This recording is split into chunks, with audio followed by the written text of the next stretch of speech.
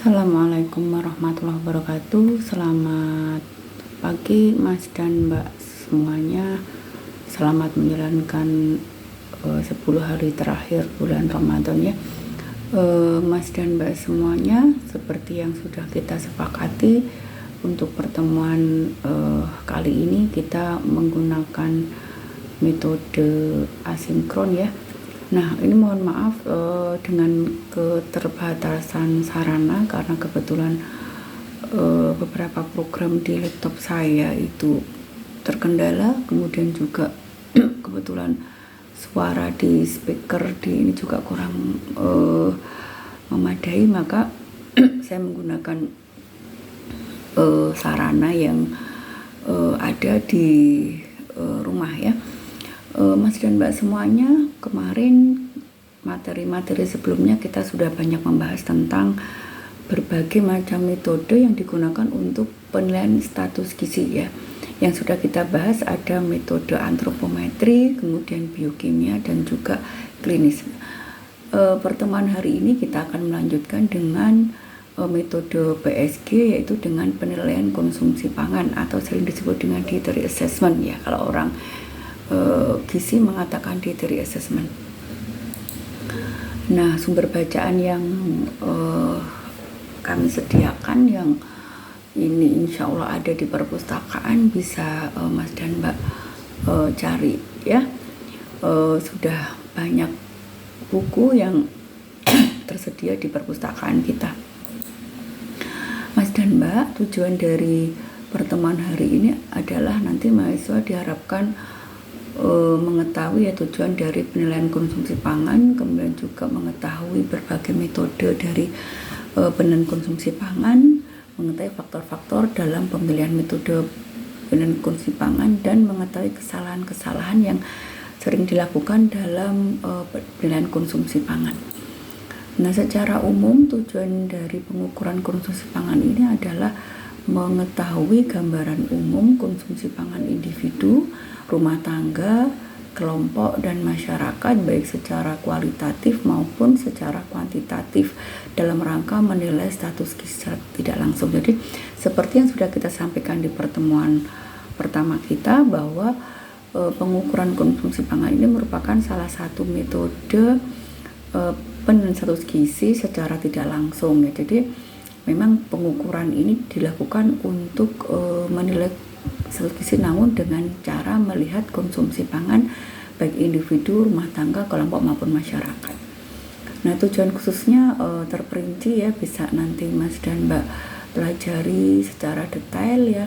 Di antaranya adalah mengukur asupan zat gizi individu baik mikro maupun makro, kemudian sampai dengan mengetahui kualitas dan kuantitas asupan zat gizi, dan data ini bisa digunakan nanti untuk melihat besarnya risiko kerawanan pangan dan cara intervensi dalam rangka ketahanan pangan wilayah.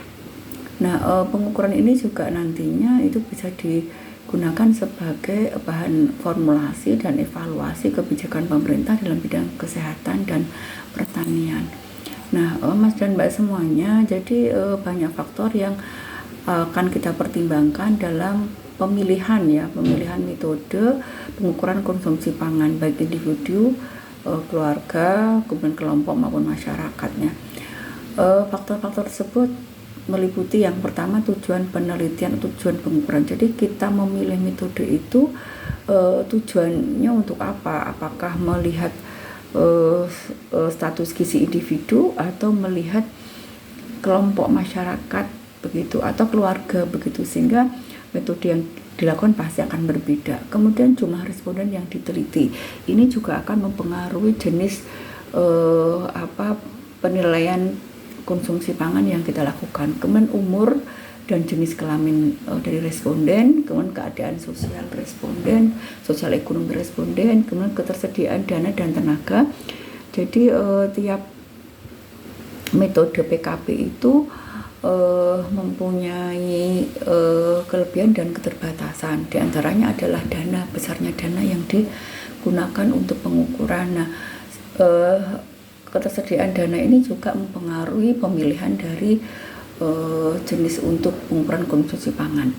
Kemudian tenaga ya, kemampuan tenaga pengumpul data juga mempengaruhi pendidikan responden. Jadi pendidikan responden ini berkaitan dengan bagaimana nanti responden itu memberikan jawaban kepada pengumpul data. Kemudian bahasa yang dipergunakan oleh responden sehari-hari. Nah, kita juga harus menyesuaikan antara bahasa yang digunakan oleh responden dengan bahasa pengumpul data, sehingga kondisi ini mempengaruhi jenis instrumen yang akan digunakan dalam pengumpulan data konsumsi pangan. Yang terakhir adalah pertimbangan logistik dan dari pengumpulan data. Nah, metode pengukuran konsumsi pangan ini secara umum berdasarkan sasaran dibedakan menjadi 3, yaitu tingkat nasional, kemudian tingkat rumah tangga, dan tingkat individu atau kelompok. Untuk tingkat nasional sering disebut dengan food balance sheet ya. Jadi food balance sheet ini adalah suatu metode untuk menghitung tingkat konsumsi masyarakat dan perkiraan kecukupan persediaan makanan secara nasional pada suatu wilayah atau negara. Nah, langkah-langkah yang digunakan yang pertama adalah menghitung kapasitas produksi makanan dalam 1 tahun, yaitu terdiri persediaan atau cadangan, kemudian produksi dan impor. Yang kedua, setelah dihitung maka dikurangi dengan pengeluaran untuk bibit, untuk kerusakan, kemudian diberikan pada ternak, dan untuk cadangan. Yang ketiga adalah hasil tadi dibagi dengan jumlah penduduk, kemudian akan diketahui ketersediaan makanan per kapita per tahun secara nasional.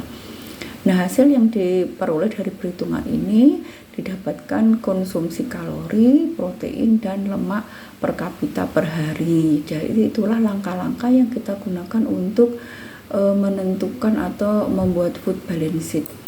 Nah, berikut adalah gambaran ya neraca bahan makanan di sebuah provinsi ya, Provinsi Nusa Tenggara. Itu secara detail bisa dilihat ya di PPT yang sudah Ibu kirimkan ya.